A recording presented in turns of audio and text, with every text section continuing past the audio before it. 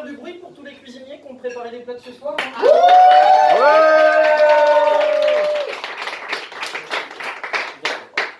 Bah, du coup, comme je l'ai dit tout à l'heure, moi ce que j'aimerais faire avec vous ce soir, c'est vous montrer que, en fait, en tant que magicien, on peut vous montrer des choses qui ne sont pas forcément réelles. Ce que j'entends par là, c'est que nous, ce qu'on aime faire, c'est vous faire croire des choses. Mais comme je l'ai dit tout à l'heure à Vincent, qui se reconnectera, c'est que, en fait, on fait beaucoup de détournement d'attention. Justement, c'est une question qu'il m'a posée tout à l'heure. Et comment est-ce qu'on fait pour détourner l'attention? C'est soit en faisant des gestes assez vagues, assez grands, qui paraissent naturels, mais qui nous permettent de montrer quelque chose, ou alors en parlant, tout simplement. Parce que je suis sûr que depuis tout à l'heure, vous vous concentrez sur ce que je dis, mais pas forcément sur ce que je fais. Bien sûr, je n'ai encore rien fait, hein, voilà. Ça, c'est vraiment le début, c'est juste une petite explication. Et comment est-ce que je vais vous montrer ça ce soir? C'est avec des Rubik's Cube, voilà, tout simplement. Je suis sûr que vous avez tous déjà vu un peu ces objets, mais déjà, il faut savoir que le nombre de possibilités de combinaison d'un Rubik's Cube, c'est quand même assez énorme, c'est 400 milliards de millions de milliards de possibilités. À chaque fois qu'on mélange, ça fait une possibilité. Donc c'est vraiment des trucs infinis. Et c'est à peu près comme les jeux de cartes, il est dit que peu importe comment on le mélange, il y a tellement de possibilités qu'on n'arrivera jamais à refaire exactement la même combinaison que quelqu'un d'autre. Voilà. Mais après, comme je vous l'ai dit, c'est que nous, on aime faire croire des choses. Là, par exemple, ici, j'ai un Rubik's Cube qui est mélangé, mais comme je vous l'ai montré tout à l'heure, si on le secoue un tout petit peu comme ça, il est déjà plus mélangé. Voilà. Non, mais ah, merci, belle réaction la balle. Oh putain, comme rien fait. Non, mais ça franchement, j'aime beaucoup. Mais après, ça, c'était encore une manière assez simple de le faire. Vous allez dire, ouais, j'ai secoué la main, c'est ce que j'ai dit, un geste un peu brusque pour faire croire, pour détourner l'attention, mais pas de souci, on va faire ça d'une autre manière. Ici, pareil, Rubik's Cube mélangé, j'ai juste besoin de le faire passer comme ça, entre mes mains.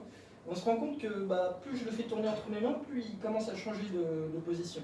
D'accord? Et je peux continuer comme ça à le faire tourner, etc. Et on se rend compte que là, il n'y a déjà plus qu'un seul mouvement à faire pour qu'il soit encore résolu. Wow. Ça reste quand même quelque chose d'assez simple encore. On a une technique en magie qui est en fait très très simple, qui est utilisée par pas mal de magiciens. C'est ce qu'on appelle la technique du sac. Ça peut paraître un peu barbare comme nom, mais c'est en fait un truc peut-être plus simple. C'est qu'on utilise un sac. D'où le nom de la technique. Ouais, merci, la technique du sac, ouais. Non, en fait, c'est juste un sac en papier qu'on pourrait trouver partout, hein, ça c'est pas hyper impressionnant. C'est juste vraiment un sac en papier vide, voilà, tout simple. Est-ce que quelqu'un veut le vérifier, par exemple là-bas? Ah si, je suis désolé. Ah là, je suis désolé. Tiens, tu peux vérifier le sac, qu'il n'y a rien de truqué. Il est vide. C'est bon, il est vide.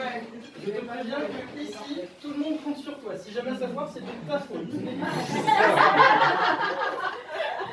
Donc tu as une responsabilité énorme ce soir. Voilà. Prends le temps d'avaler, t'inquiète pas, ça va aller. Respire, tout va bien se passer. Tu as tous les regards qui sont sur toi, mais tout va bien. En fait, la technique du sac, c'est tout simple. C'est qu'on prend le Rubik's Cube ici et on le met justement à l'intérieur du sac, donc vraiment au fond, comme ça. Donc comme ça, on peut voir que vraiment le Rubik's Cube est vraiment au fond du sac, hein, vraiment ça, je vais pas tricher. Et si on regarde vraiment attentivement, on se rend compte que ici, il n'est pas mélangé parce que j'ai raté mon tour. Non, honnêtement, j'ai vraiment raté mon tour. Mais je sais vraiment pas comment je fais mon coup. Je me le fais. Oui, justement, pour refaire, c'est un peu embêtant. Mais non, je le fais. Non, mais c'est pas grave, parce que, en fait, c'est pas ça qui est vraiment important. Ce que je veux vraiment faire ce soir, c'est un tour que mon père, là, il m'a acheté. Et ça, en fait, c'était qu'une excuse. Parce que c'est bien de se dire, ouais, on peut refaire un Rubik's Cube dans un sac. Mais c'est pas ça qui est impressionnant. Ce qui est vraiment impressionnant, c'est ce que je vais faire. Donc si tu veux, tu peux passer le téléphone à quelqu'un et après, papa, tu peux venir ici. Je t'avais prévenu que tu allais venir sur scène, hein? Un magnifique cadrage encore, Esteban, c'est parfait. Ouais, Rubik's Cube. Justement, ici, tu as un Rubik's Cube, d'accord? Je te le confie, tu le mélanges. Tu fais autant de positions comme tu veux, vraiment. Vraiment, là, c'est toi qui choisis tout ce qui va se passer à partir de maintenant. Après, je sais pas le refaire. Hein. Ah, mais je sais que tu sais les refaire en plus. On en a plein à la maison qui sont pas refaits. Hein. C'est bon? Ok. Est-ce que tu veux faire encore un mouvement? Ça pourrait tout changer. Celui-ci. Celui-ci, ok. Donc tu es d'accord que c'est une combinaison complètement aléatoire que tu viens de faire? Ouais. Ok. Pour le moment, tu vas le garder encore un peu en main, parce que moi ici, dans cette boîte, j'ai un Rubik's Cube de prédiction. D'accord? Là.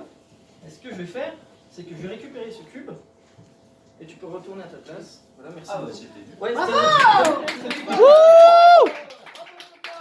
c'était vraiment compliqué. Non, ce qu'on va vraiment essayer de voir ici, c'est est-ce qu'il aurait pu mélanger le Rubik's Cube comme moi je l'ai mélangé, mais à l'avance. Parce que moi, franchement, depuis le début de la soirée, je n'ai pas touché à cette boîte, à part quand j'ai pris le Rubik's Cube. Donc, on pourrait très bien regarder ça. Parce que si on regarde ici, bah, on se rend compte que déjà, on a une première face qui est vraiment identique. C'est quand même pas mal, ça. Après, si on regarde ici sur une deuxième face, on a aussi une deuxième face qui est identique. D'accord? C'est quand même bien. Après, si on regarde ici, on a une troisième face qui est identique. Après, sur une troisième face, bah, il y en a aussi une quatrième. D'accord? Et si on a une quatrième, il y en a une cinquième. Mais si on a une cinquième, il y en a aussi une sixième. Donc forcément, toi, comme tu as mélangé le jeu, enfin le T'as eu Rubik's du Cube, pot que je l'ai bien mélangé. t'as vu du pot que franchement, toi, t'as fait un bon boulot.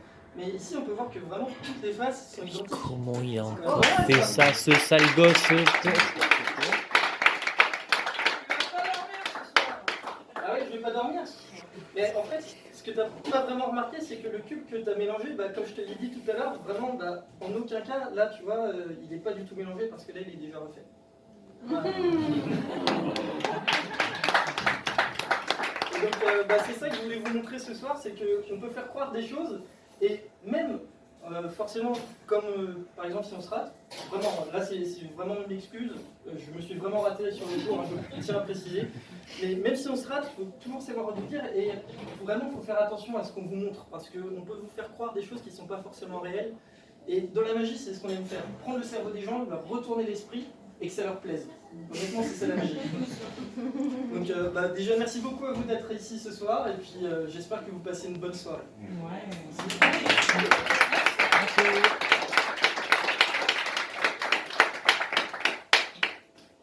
Je dois couper quand? On a plus, de toute façon, il n'y a plus de pellicule. Alors.